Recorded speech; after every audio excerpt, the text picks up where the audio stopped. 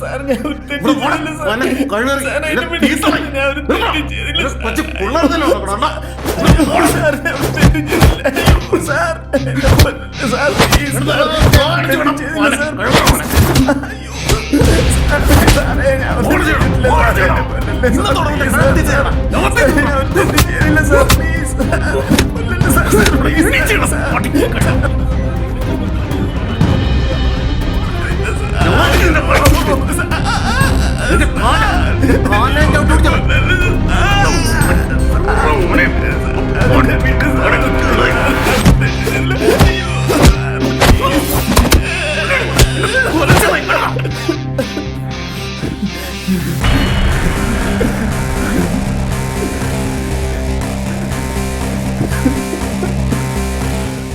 എന്താ സാറേ കേസ്? ബോക്സോ? പെൺകുട്ടിയാ? പെൺകുട്ടിയൊന്നുമല്ല, ആൺകുട്ടി. അതും സ്വന്തം കൂട്ടുകാരൻ്റെ മോൻ.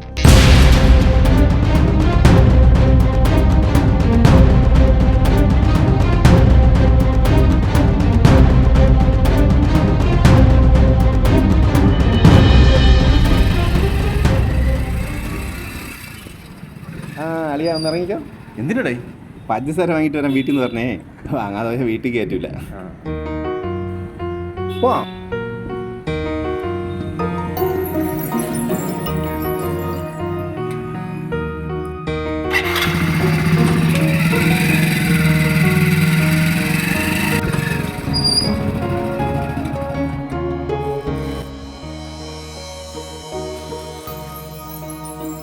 ഇത് മക്കൾക്ക്. നിന്റെ മക്കൾക്ക് എന്ത് വാങ്ങിച്ചാലും ഇവനും ഉണ്ടല്ലോടാ ഒരു സ്പെഷ്യൽ ഒന്നും. എടാ എനിക്ക് 2 പെൺമക്കളല്ലേ, ഒരു മോനില്ലാത്ത കുറവ് ഇവനെ കാണുമ്പോഴേ മാറുന്നു. അല്ലടാ ചക്കരെ. എന്നാ ശരിയടാ, നീ കേട്ടോ. ഓക്കേടാ. അല്ലേ? ശരി.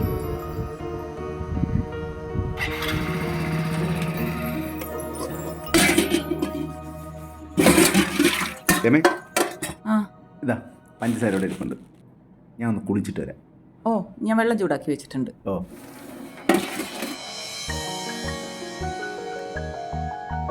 അച്ഛാ, ഓ ചേച്ചി വിളിച്ചിരുന്നു. അവൾക്ക് ഹോസ്റ്റലിലെ ഫുഡൊന്നും ശരിയാവില്ല. അപ്പോൾ അവൾക്ക് വേറെ ഏതെങ്കിലും ഹോസ്റ്റൽ നോക്കണമെന്ന് പറഞ്ഞു. അച്ഛൻ ഒന്ന് വിളിക്കോ? ആ വിളിക്കാം മോളെ, വിളിച്ചിട്ട് ഒന്ന് വിളിക്കാം. നിന്നെ ഇന്ന് കണ്ടില്ലല്ലോ, എന്ത് ജോലിക്ക് വരാത്തെന്ന്? ഓ മനസ്സിനൊരു സുഖമില്ലടാ. എന്തു പറ്റി? അവളും കൊച്ചോടെ? അവളും കൊച്ചും അവളെ വീട്ടിൽ പോയിരിക്കുന്നു. എന്തു പറ്റി? നീ കാര്യം പറ. എടാ അനിതയുടെ ബ്രദറിനെ ജർമ്മനിലേക്ക് പോകാൻ വേണ്ടി ഉടൻ തന്നെ 8 ലക്ഷം രൂപ വേണം. അതിൽ 5 ലക്ഷം രൂപ അവർ റെഡിയാക്കി വെച്ചിട്ടുണ്ട്.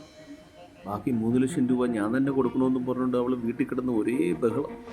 കല്യാണം കഴിഞ്ഞ് ഇത്രയും കാലമായി എൻ്റെ അനിയനോ വീട്ടുകാരോ എന്തെങ്കിലും ആവശ്യം പറഞ്ഞ് നമ്മളെ ബുദ്ധിമുട്ടിച്ചിട്ടുണ്ടോ? 1 രൂപയാണെങ്കിലും അവർ നമ്മളെ സഹായിച്ചിട്ടേ ഉള്ളൂ. എത്ര പ്രാവശ്യം അവർ വാടക കൊടുക്കാനൊക്കെ കാശ് തന്നത്. എന്റെ അവസ്ഥ നിനക്കറിയാലോ. നീ ഇത്രയും കാശ് ഞാൻ എവിടെ പോയി ഉണ്ടാക്കുമെന്നാണ് നീ പറയണത്? അതൊന്നും എനിക്കറിയണ്ട. എന്തായാലും ഇപ്രാവശ്യം കൊടുക്കണം. ഇല്ലെങ്കിൽ ഞാൻ അമ്മയുടെ അച്ഛൻ്റെ മുന്നിൽ നാണം കേടും. നിങ്ങൾക്ക് കുറെ കൂട്ടുകാരൊക്കെ ഇല്ലേ, അവരോട് ചോദിക്കേ. അവൻ ജോലി കയറിയ ഒരു 3 മാസം, അതിനുള്ളിൽ നമുക്ക് തിരിച്ചു കൊടുക്കാം. ഓ ഇതാണോ പ്രശ്നം? നീ ചുമ്മാ എന്താ ടെൻഷൻ അടിക്കാതെ, നമുക്ക് എന്തെങ്കിലും വഴി കാണാം. രമയുടെ കുടുംബ ഷെയറായിട്ട് കിട്ടിയ 3.5 ലക്ഷം രൂപ ഞാൻ FD ഇട്ടിട്ടുണ്ട്. ഓൾറെഡി നഴ്സിംഗിന് വേണ്ടിയുള്ള അഡ്മിഷന് വേണ്ടിയാണ്. അതിന് ഇനി എന്തായാലും 3 മാസം. അവളറിയാതെ ഞാനത് എടുത്തു തരാം. ഇപ്പോൾ തൽക്കാലം നിന്റെ കാര്യം നടക്കട്ടെ. ഇതിന് ഞാൻ എങ്ങനെ നന്ദി പറയണമെന്ന് എനിക്ക് അറിഞ്ഞുകൊടുക്കുക. അപ്പം ഞാൻ എത്ര എടുത്ത് ചോദിച്ചെന്നറിയുമ്പോൾ കാശിന് വേണ്ടി. അതൊന്നും കുഴപ്പമില്ലടാ, നിന്റെ കാര്യം നടക്കട്ടെ. പിന്നെ രമ അറിയല്ലേ? ഇല്ലടാ. ഇല്ല. നീ ചായ എടുക്കും. ഇപ്പൊ എടുക്കാം. നമുക്ക് ഈ ചായ വേണോ? വേണ്ട.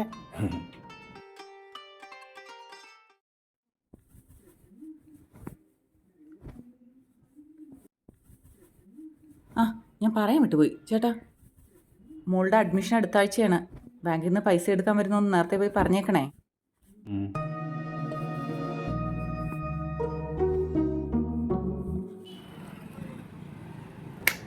ബിജു എങ്ങോട്ട്? ഞാൻ ഇവിടെ ഒരു പണി സൈറ്റ് നോക്കാൻ വേണ്ടി പോകുന്നു. പിന്നെ അടുത്ത ആഴ്ച മോളെ അഡ്മിഷനാണ്. മറ്റേ ക്യാഷ് കിട്ടുമല്ലോ. ഏത് കാശ്? ഏത് ക്യാഷാ? എടാ നിന്റെ ഭാര്യയുടെ അനിയന് പുറത്തു പോകാൻ വേണ്ടി കൊടുത്ത 3 ലക്ഷം രൂപ. അതാ. അത് നമുക്ക് നോക്കാം. നീ ഇപ്പം വാ. നോക്കിട്ടെന്ന്.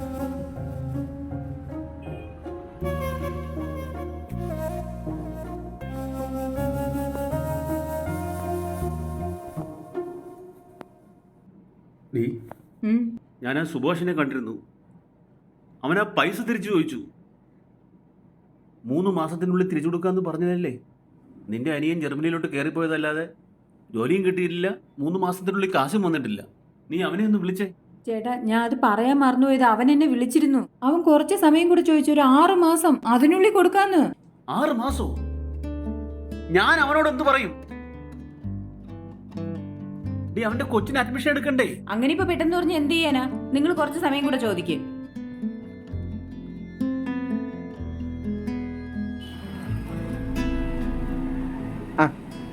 ക്യാഷ് റെഡിയായ? കാശ് റെഡിയായില്ല. എനിക്കൊരു 6 മാസം കൂടെ സമയം തരണം. 6 മാസോ? അതൊന്നും ശരിയാവില്ല. നീ എന്തോ നീ പറയുന്നത്?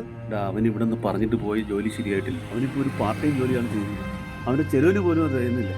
നോക്കളിയാ, ഇത് ശരിയാവില്ല. എന്റെ മോളെ അഡ്മിഷൻ ആയിട്ട് വെച്ചിരുന്ന ക്യാഷാ. അവളെ കൊച്ചിനെ മുതലുള്ള ആഗ്രഹം നേഴ്സാണോ എന്നുള്ളത്. അത് എന്റെ അമ്മയുടെ വീട്ടിൽ നിന്ന ക്യാഷ്. എനിക്കൊന്നും അറിയണ്ട. 2 ദിവസത്തിനുള്ള ക്യാഷ് റെഡിയാണോ? അല്ലെങ്കിൽ ശരിയാവില്ല.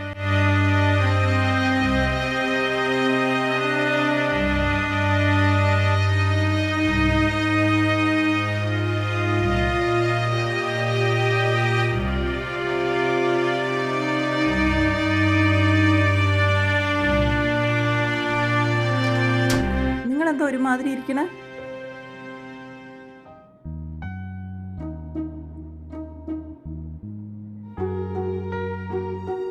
നിങ്ങൾ എന്തോ നീ കാണിച്ചത്? തിന്നാതെയും കുടിക്കാതെയും വെച്ചിരുന്ന കാശാണ്. വല്ലതും എടുത്ത് കൊടുത്തേക്കുന്നു. ഡേ, പറ്റിപ്പോയി. കൈയെടുക്ക അങ്ങോട്ട്. എനിക്കൊന്നും കേൾക്കണ്ട. തിങ്കളാഴ്ച കൊച്ചിന്റെ അഡ്മിഷൻ എടുക്കാനുള്ളതാണ്. ഇപ്പൊ തന്നെ പോയി കാശ് ചോദിക്കാം അവരോട്. പിന്നെ നിങ്ങൾക്ക് ചോദിക്കാൻ മടിയാണെങ്കിൽ ഞാൻ കൂടെ വരാം. വേണ്ട, ഞാൻ പോയി ചോദിക്കാം. ചായ കുടിച്ച? ഓ. ഡാ ബിജു, എനിക്കെല്ലാം വീട്ടിൽ പറയേണ്ടി വന്നു. വീട്ടിലാകെ വഴക്കായി. അവളെ കുറ്റം പറഞ്ഞിട്ട് കാര്യമില്ല. ദേ, നാളെ തന്നെ ആ ക്യാഷ് ഒന്ന് റെഡിയാക്കി തരണേ. ഞാനിപ്പോൾ ആരോട് പോയി ചോദിക്കാനാണ്? സുഭാഷ് ഏട്ടാ, എന്ത് പറഞ്ഞാലും ഞങ്ങളുടെ ഇപ്പൊ തരാൻ കാശൊന്നുമില്ല. എന്താ നീ ഇത്ര നിസ്സാരമായിട്ട് സംസാരിക്കുന്നത്? ഇവൻ്റെ വിഷമം കണ്ടിട്ടാണ് ഞാൻ ആ ക്യാഷ് എടുത്ത് കൊടുത്തത്. എൻ്റെ മോളുടെ അഡ്മിഷൻ വെച്ചിരുന്ന ക്യാഷാണ്. 3 മാസം തിരിച്ചു തരാമെന്ന് ഉറപ്പ് പറഞ്ഞിരുന്നു. എനിക്കിപ്പോൾ അഡ്മിഷൻ വേറെ നിവർത്തിയൊന്നുമില്ല. എനിക്ക് നാളെ തന്നെ കാശ് കിട്ടണം. ബിജു, നമ്മൾ തമ്മിലുള്ള സ്നേഹബന്ധം ഇല്ലാതാക്കരുത്.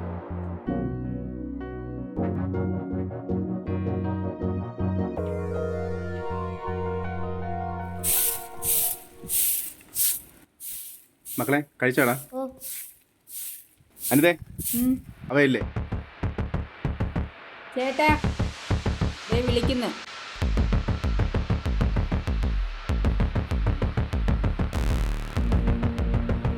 ഞാൻ വന്നതെന്തിനാണെന്ന് നിനക്ക് മനസ്സിലായല്ലോ അല്ലേ? എടാ, ഇന്നലെ ഞാൻ പറയാനുള്ളതെല്ലാം പറഞ്ഞില്ലേ? 6 മാസം നീ വെയിറ്റ് ചെയ്യ്, ഞാൻ പൈസ തരാം. എടാ, നിന്നെ വിശ്വസിച്ചിട്ടാ ഞാൻ പൈസ തന്നത്. ഞാൻ എൻ്റെ ഭാര്യയുടെ മോളോട് പോയി എന്ത് പറയും? സുഭാഷ് ഏട്ടാ, ആവശ്യമില്ലാതെ ഇവിടെ കിടന്ന് ബഹളം വെക്കല്ലേ. അപ്പുറം ഇപ്പുറം ആൾക്കാരുള്ളതാണ്. ഇതൊക്കെ ആലോചിച്ചിട്ടല്ലേ ആദ്യം പൈസ തരേണ്ടിയിരുന്ന. ഇനിയിപ്പോ കിട്ടുമ്പോൾ തരും. നീ ഒന്നും മിണ്ടാതിരി. സുഭാഷേ, നീ ഇപ്പൊ പോ. പോവാനാ? എന്റെ പൈസയും കൊണ്ട് ഞാൻ ഇന്ന് വീട്ടിൽ പോകുള്ളൂ. നീ ആരെ കൊന്നിട്ടായിരുന്നാലും ഇന്നെ പൈസ തരണം. ചേട്ടാ, ഇവന്റെ കൂടെ എന്റെ വീട്ടിൽ നിന്ന് ഇറങ്ങി പോകാൻ പറഞ്ഞേ. യവനാ? അളിയാ, സംസാരിച്ചപ്പോ മുഷിയണ്ട. അളിയനിപ്പോ പോ. എടാ, ചതിയോ?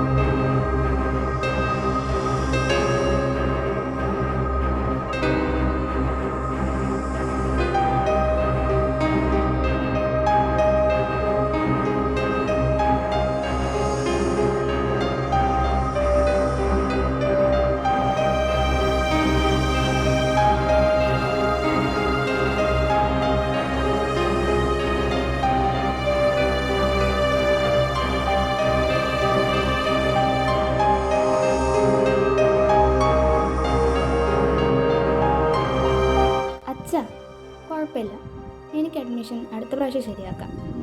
അച്ഛൻ ഇങ്ങനെ വിഷമിച്ചിരിക്കണ്ട.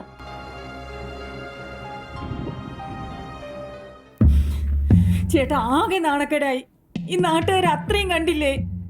നമുക്കൊരു കേസ് കൊടുത്താലോ? അവൻ നിങ്ങളെ ഇത്രയും അടിച്ചതല്ലേ? അതൊന്നും വേണ്ടടി.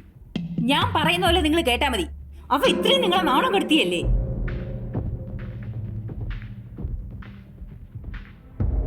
ഞാൻ പറയണത് നിങ്ങളൊന്നും മിണ്ടണ്ട. അവൻ നിങ്ങളെ അടിച്ച പേരിലൊന്നും അല്ല ഞാൻ കേസ് കൊടുക്കാൻ പോകുന്നേ. പിന്നെ അവൻ നാറണം, കുറച്ച് നാൾ അകത്തും കിടക്കണം. നീ എന്ത് ചെയ്യാൻ പോകുന്നു?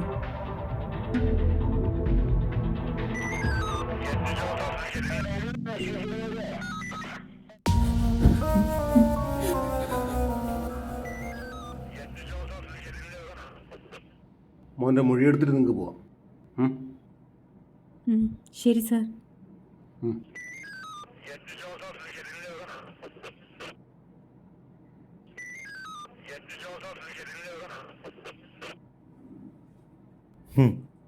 മോനെ, നിന്നെ ആ മാമൻ എന്താണ് ചെയ്തത്?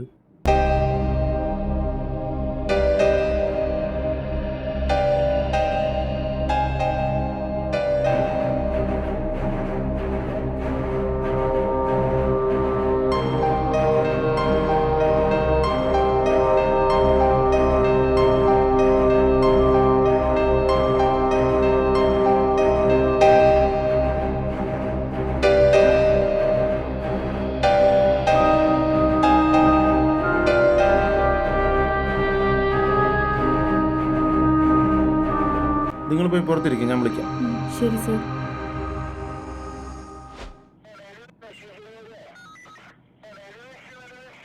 സാറേ, എന്തേ? SI സാറിനെ ഒന്ന് കാണണം.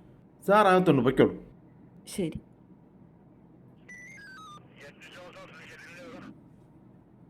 സാറേ, എൻ്റെ ചേട്ടൻ ഇന്നിവിടെ കൊണ്ടുവന്നിട്ടുണ്ട്.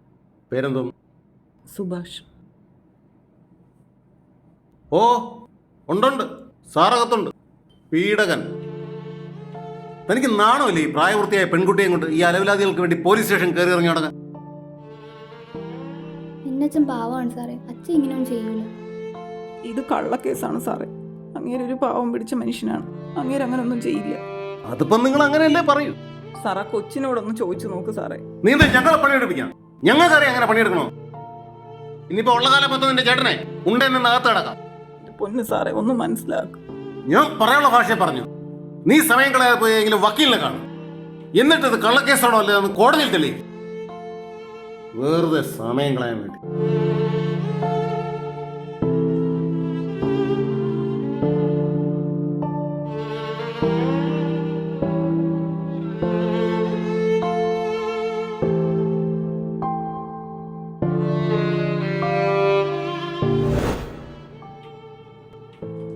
ഇപ്പോൾ ആകെ നെഗറ്റീവായിട്ടുള്ളത് ആ കൊച്ചിൻ്റെ മൊഴി മാത്രമാണ്. ലാബ് റിപ്പോർട്ടൊക്കെ ഇനിയേ വരത്തുള്ളൂ. പിന്നെ നിങ്ങൾ കാശ് കൊടുത്തതിന് എന്തെങ്കിലും തെളിവുണ്ടോ? ഇല്ല സാറേ, കൂട്ടുകാരനായതുകൊണ്ട് വിശ്വസിച്ച് കൊടുത്തതാണ്. അപ്പോൾ അടുത്ത കൂട്ടുകാരൻ തന്നെ പണി തന്നല്ലേ? എൻ്റെ പൊന്നു സഹോദരി, ഇപ്പോൾ ഒരു 10 പോക്സോ കേസ് എടുത്തു കഴിഞ്ഞാൽ അതിൽ 8 എണ്ണവും ഫേക്കാണ്. കൂടുതലും സ്വത്തുക്കൾ സംബന്ധമായിട്ടുള്ള കേസുകളാണ്, അല്ലെങ്കിൽ ഇതുപോലുള്ള പകപോക്കൽ.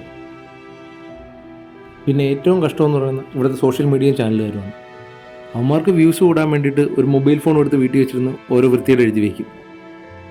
അത് കളവാണോ സത്യമാണോ ഒന്നും അവന്മാർക്ക് അറിയേണ്ട കാര്യമില്ല. ഇപ്പോൾ സോഷ്യൽ മീഡിയ തുറന്നു കഴിഞ്ഞാൽ ഇപ്പോൾ ഇതാണ് കേസ്. ഇവന്മാർ കാരണം എന്തുമാത്രം കുടുംബങ്ങൾ അനാഥമായിട്ടുണ്ടെന്നറിയോ? ഒരുപാട് കേസുകൾ ഇവിടെ വരുന്നതാണ്. സാറേ, എനിക്ക് 2 പെൺമക്കളാണ്. നിങ്ങൾ പറഞ്ഞു വരുന്നത് എന്താണെന്ന് എനിക്ക് മനസ്സിലായി. ഞാൻ എന്തായാലും ജാമ്യത്തിന് വേണ്ടി ശ്രമിക്കുന്നുണ്ട്. നമുക്ക് നോക്കാം. അങ്കിളെ, ഞങ്ങൾക്ക് കിട്ടാനുള്ള കേസ് കിട്ടിയില്ലെങ്കിലും കുഴപ്പമില്ല. അച്ഛനെ എങ്ങനെയെങ്കിലും ഒന്ന് രക്ഷിക്കണം. മോള് വിഷമിക്കണ്ട. ചേച്ചി മോളെയും കൂട്ടി വീട്ടിൽ പോക്കോളൂ. ബാക്കി നമുക്ക് നോക്കാം.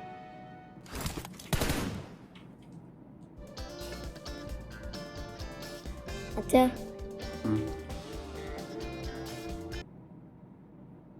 ഹലോ ബിജു, നമ്മുടെ സുഭാഷ് ഇന്നലെ ജാമ്യത്തിലിറങ്ങി. നീ അറിഞ്ഞായിരുന്നോ? ആ, അറിഞ്ഞു. എടാ, സുഭാഷ് ഇന്നലെ രാത്രി കയറി തൂങ്ങിയടാ. നമ്മൾ അഴിച്ചുപറക്കിയൊക്കെ ഹോസ്പിറ്റലിൽ കൊണ്ടുപോയി, എന്നിട്ടും രക്ഷപ്പെട്ടില്ല. പോസ്റ്റ്മോർട്ടമൊക്കെ കഴിഞ്ഞ് ഇന്ന് ഉച്ചയ്ക്ക് വീട്ടിൽ കൊണ്ടുവരും. നീ അവിടെ കാണുമല്ലോ.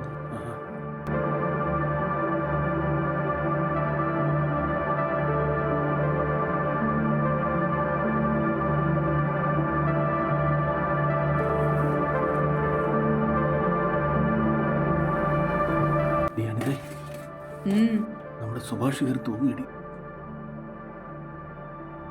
ഉച്ചയ്ക്ക് ബോഡി കൊണ്ടുവരും.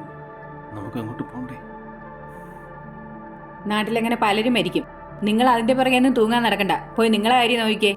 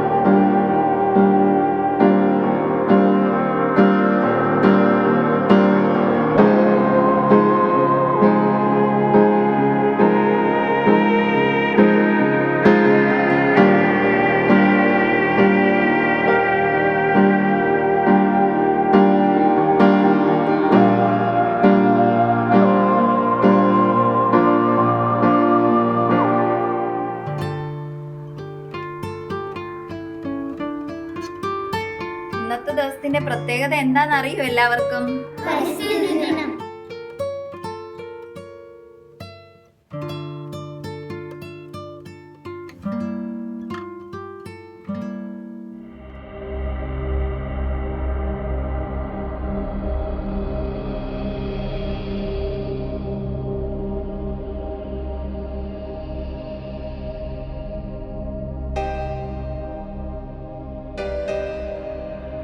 എന്താ മോനെ, എന്താ പറ്റിയേ? ക്ലാസ്സിലിരുന്ന് എന്തിനാ കരഞ്ഞേ? ടീച്ചറിനോട് പറയേ. അമ്മ ഒരു കാര്യം പറയട്ടെ. നിന്റെ അടുത്ത് ആര് ചോദിച്ചാലും അമ്മ പറഞ്ഞു തന്നില്ലേ, അതുപോലെയൊക്കെ സുഭാഷ് അമ്മ നിന്നെ ചെയ്തെന്ന് പറയണം. അതിന് സുഭാഷ് അമ്മ എന്നെ ഒന്നും ചെയ്തില്ലല്ലോ. പിന്നെ എന്തിനാ സുഭാഷ് അമ്മന്റെ പേര് പറയണം? നിന്നെ ഒന്നും ചെയ്തില്ല. പക്ഷെ നീ ഇപ്പൊ കണ്ടല്ലോ സുഭാഷ് അമ്മ അച്ഛനെ അടിക്കുന്നേ. നീ ഇങ്ങനെ പറഞ്ഞില്ലെങ്കിൽ ഇനിയും അച്ഛനെ അടിക്കും. പിന്നെ നിനക്ക് അച്ഛനോടും അമ്മയോടും സ്നേഹം ഉണ്ടെങ്കിൽ പറഞ്ഞാൽ മതി.